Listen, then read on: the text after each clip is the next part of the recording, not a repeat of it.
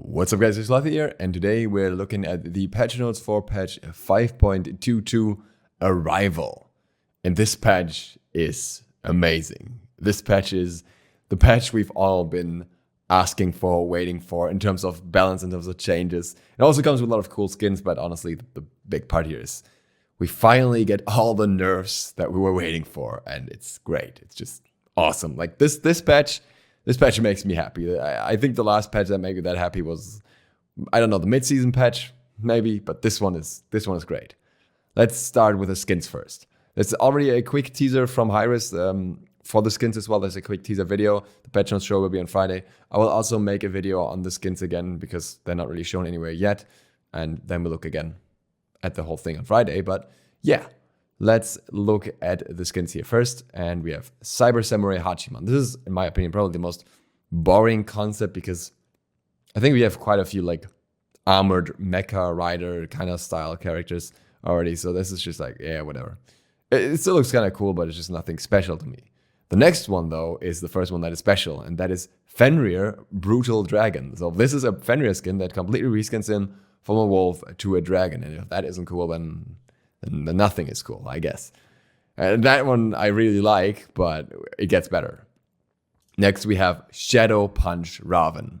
And if you see this guy in-game, you can't really see it here with the hair, but if you see the model in-game, he just 100% looks like Broly from Dragon Ball Z. Like, he is Broly. He's just the definition of Broly. Everything about him is Broly, and that is so dope. And I really hope they don't get another copyright strike for that, and they can actually keep this one because it's really, really cool, and I really like it. I hope it comes with a cool voice pick as well. And then we have Dragon Priestess Nox, which I think also looks pretty cool. You can't really see her model too well in this particular picture because it's just kind of her sitting down, but it has, you know, a lot of these like spiky, pointy elements and these big horns. Kind of has like I think it's Alex Stratha from World of Warcraft vibe to me. So I really like that. And then we have Pixel Hammer Thor. That one, I like the pixel concept. I'm not sure if Thor's the right one for that. I gotta see the animations here. That's usually what makes the skins. And then we have Zeus Infernal Lord. I'm not sure how this is gonna work out with his like normal animations. If it's like a fire, if everything is fire in his abilities, or if there's like just red lightning or whatever. But it looks pretty cool and very far from the normal Zeus as well. So they have like multiple skins here that stray away from the base concept, base model very far. And the last one is no exception here, and that's Ymir. This is the Titan Force skin. So basically named after the new label. We have a Ymir skin that is more of a, well, Smith, I guess, in a way. Also very interesting how that's going to look in-game. We'll see the animation soon. We quickly look at or listen to the voice packs as well. If you're on your headphones, make sure to turn them down. This could be loud. My task shall be completed at all costs. Honestly, just another one of those annoying voice packs along with it as well. Finally, something to sink my teeth in. When a fist is driven by conviction, nothing can stop it. Look closely at my crown. You will see it. You will bow to it. And you will remember it. It's been a while since my hammer smashed some face. It's gonna be a good day. I shall tear my enemies from the fabric of existence. I have spent so much time forging weapons of war, it is only fitting that I finally put them to use. I actually like the Ymir one a lot. I also like the Dragon Priestess one in terms of voice pack. So gotta see how those are. So with the Hera's Odyssey, we have the purchasable items being Cyber Samurai Hachiman, Brutal Dragon Fenrir, Shadow Punch Raven, and Shadow Fist Jump Stamp. And the bonus item that you can get for all the collection stuff is Dragon Priestess Nox. I actually kind of want to reach that. And then there are some more skins here that aren't in this list, which are apparently in new chests. There's a pixel chest and I don't know, it's called the Forge chest or something like that, but another chest, and I guess that's where the other skins are in. There are also some more changes in the context of Project Olympus. First of all, if you're in a private chat with a player and type /block, it will not block them.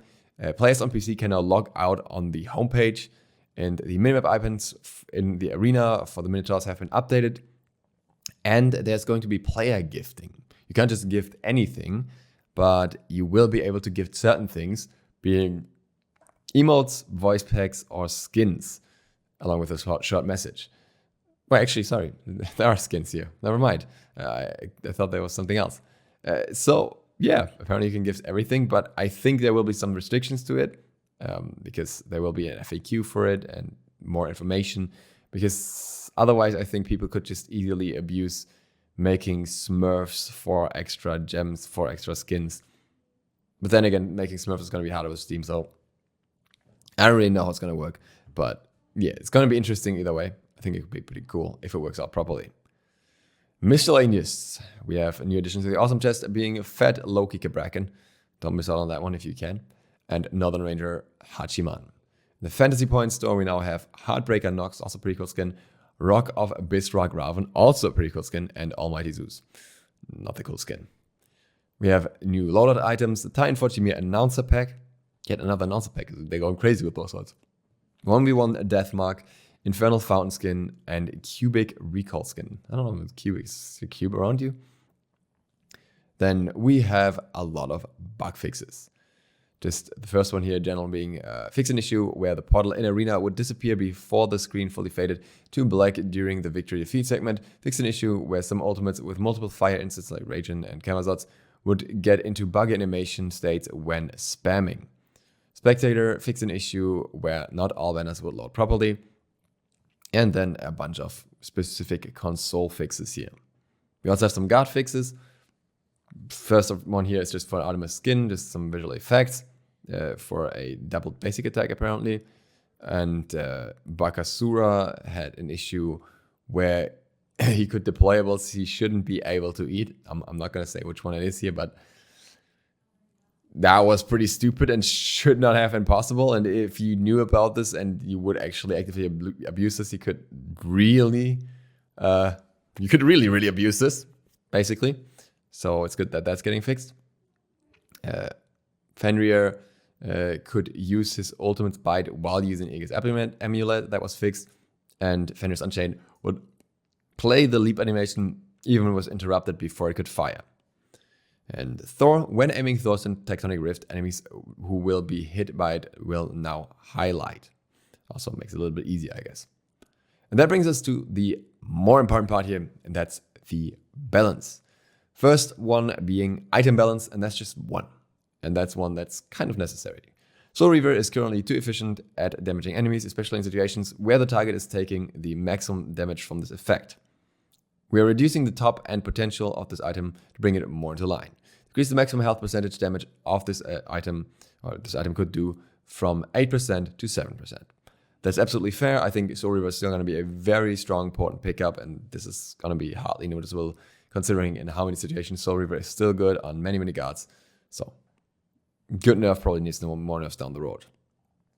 Guard balance. The first one may be a little bit surprising, honestly, considering that there are so many guards that are worse right now, but we're getting to those ones, so this one's fine. So Bakasura has just been a little bit too hard to stop, a little bit too snowbally, because a lot of his old issues have been fixed, and now, yeah, he's just a little bit too fast, basically. So what's going to happen is Insatiable Hunger, decreased bonus attack speed and movement speed from 10% per stack to 8% per stack. So instead of 30% max, it's 24% max. I think the attack speed removal wasn't really necessary, and that's actually going to hit him a fair bit because, you know, it's also affecting his true damage from his 3 and kin size procs and everything. And I think, you know, his damage didn't really need nerfs. His mobility, on the other hand, I can absolutely understand. So I would have been happy if it was just the movement speed being reduced, not the attack speed as well. And then again, I'm also very biased towards Bakasura.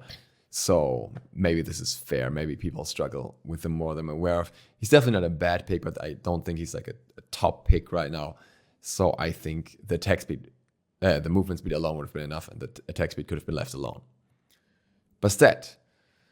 Bastet is the truest version of an ability-based assassin with powerful abilities that have longer animation times to justify their power. She is, however, bound by a cooldown, limiting how often she can impact and threaten enemies in a teamfight. We're reducing the cooldown of Razor Whip to not only help her early game clear, but not increase her already strong gank potential, but also allow her to threaten players more often in the late game. Razor Whip, decrease cooldown from 15 to 13 seconds. Okay, this description of Bastet here is so weird to me. Like, she's the truest version of an ability-based assassin because she jumps in and throws her abilities and doesn't really attack cancel like others. But then what is the cat? You know? And the justification here, like, her abilities are so powerful that they have longer animations. What? Is it just an admission that maybe Bastet's animation times are a little bit outdated compared to other assassins, and that might be time to give her something in that regard? Because really, like, yeah, she's got good damage numbers and she also has good scaling, especially with the ultimate being factored in, but it's not like people are like, wow, Bastet is so scary in terms of damage, and the delay in the animation is the only thing that stops her from being OP or something. It's just, you know, weird. So I think this is a good buff for Bastet. Not really gonna drastically change her though, I think.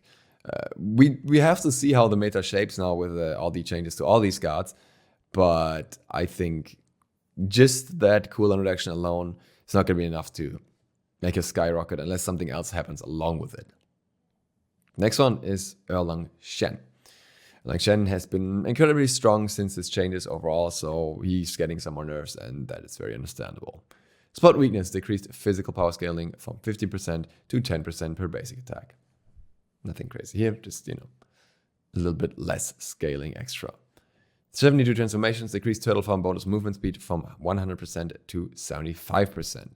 That is due to the fact that it's a bit too good of an engage and escape. I don't know if that part is really the biggest issue of Erlang. I would have looked more towards the damage output and less towards his CC, because I think him having some good CC in multiple ways is not necessarily a bad thing, as opposed to him being too much like leaning towards high damage and no CC basically. But then again, it's not like you're super slow now. The difference is going to be noticeable, but not insanely noticeable. And then we have the nerf we've all been dreaming of. We don't need to read the explanation here because it's just happening. Aurora Blade on Freya. Reduced range damage, bonus damage from 20% to 15% at magical power scaling. That is hitting the late game where you have more power, and reduced ranged bonus damage from 20 to 60 to 16 to 60.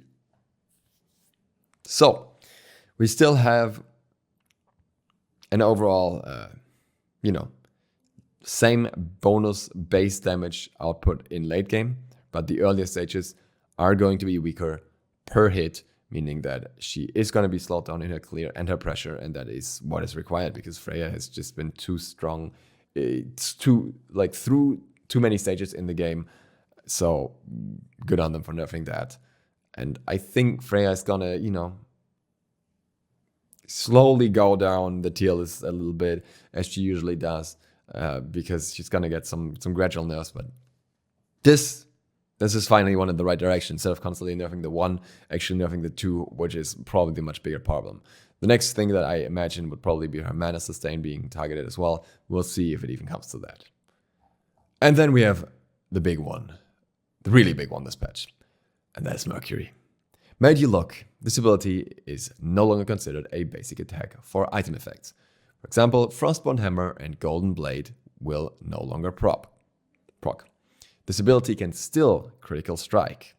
So, you're not losing any like Deathbringer, Rage, Poison Star, blah, blah, blah. That's not gone. It's still a crit. This ability is now considered an ability for the purpose of item effects. For example, Crusher and Brawler's Beatstick. So you can proc Enter here with it, or you can proc the Crusher with it. Decrease cooldown from 10 to 8 seconds. So this is basically reverting another previous nerf to make sure that he kind of is almost where he was before. There's a little bit of a change compared to before Golden Blade, where his passive is now a little bit nerfed. So minor impact in that regard, but everything else is almost the same. And I think this is good. I think Mercury has been way too annoying for way too long, and instant clearing camps is just stupid. Like, if no other god can do it, then why should he be able to do it? Yeah, that's all there's to say about this. I'm super happy about this nerf, and I think that changing the interaction here is not going to be a big problem because, yes, it nerfs Frostbound Merc, and yes, it nerfs Golden Blade on Merc, but it doesn't mean that you can't build either of those items anymore. You can still build Golden Blade, it's just to have more basic attack clear without your 1, if you use your 2 to clear your camp. So that's still an option. You can go back to Hasten Katana if you'd like, as many people did before this, and he was still played beforehand anyways. You can still build Frostbound Hammer as well, you just have to proc it in melee range now. Yeah, it's just... nothing is really like terrible from all of a sudden. It's just that he actually has to use his brain a little bit if you're playing him. I'm happy. I'm absolutely 100% happy with this nerf. And I think this is what we needed. And the other one who's getting a nerf that is not quite as drastic is Pele. And that is one where I'm actually going to read the description here. Pele is an explosive assassin that has had a large impact on the game since arrival. Initiation, mobility, and damage feel well tuned, but there is one part of her kit that seems to really turn fights in unexpected ways: the sustain she gets from a passive. And as such, Everlasting Flame increased cooldown from 20 to 30 seconds. That means the cooldown after you proc it once for your self-heal is now longer, and you cannot just get it every 20 seconds, but you have to wait half a minute, which is quite a while. So it's only going to save you once per fight in most situations. Reduced ability lifesteal from 20% to 15%. That means that, especially Soul Eater is going to get a little bit more value if you have that playstyle where you want to have that sustain through your abilities. And that is fair.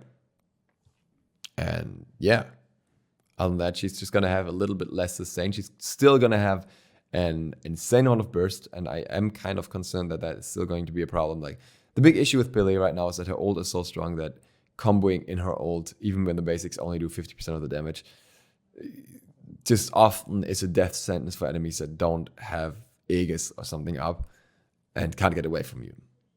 But at the same time, again, I'm kind of happy that they are nerfing her in another way because the sustain is a very crucial part of her kit.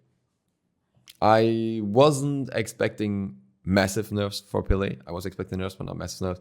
So this is kind of in line with my expectation, and we kind of see how she develops from here on out. I think with Nerf being out of the Merc being out of the picture, Pele might actually be more of a top level competition now, basically being the more scary one, and that means she may see further nerfs because she won't have as much competition. And when that is not enough for you, you also have something in a completely different segment that I've been waiting for ages, and that's Sylvanas. Increased base movement speed from 360 to 365. Sylvanas was always super slow. And that is one of his biggest weaknesses, especially because he doesn't have any extra mobility abilities. When he gets ganked, he's just done for. Increasing this base movement speed just a little bit, in his case, I think will actually feel really impactful. And it will also help him with being better at rotations throughout the game, and that's very nice. Great change, good buff, nothing else to say, no complaints. Very happy with this. And last but not least, Ymir has apparently been struggling. I wasn't really aware. He's getting a buff to his movement speed as well. In his case, increased the base movement speed from 365 to 370, so even faster. And also, Shards of Ice increased the slow from 30 to 40%. Okay, sets up a little bit better that way as well. I guess, not much to say. I wasn't really aware that Ymir was struggling that hard, but then again, he's not really played in competitive, so I guess jungle Ymir could be a lot more fun. That's something worth keeping in mind. That's interesting. But yeah, also more of a minor thing this patch. And that is it for the patch notes. And I'm very happy with how this turned out. Thank you guys very much for watching. I think I'll take a look at the skins either later tonight or tomorrow on the PTS. And if you're new to the channel, feel free to click the sub button with the bell. It helps me out and helps you see that video. And other than that, see you for the next one tomorrow. DukeSloth out.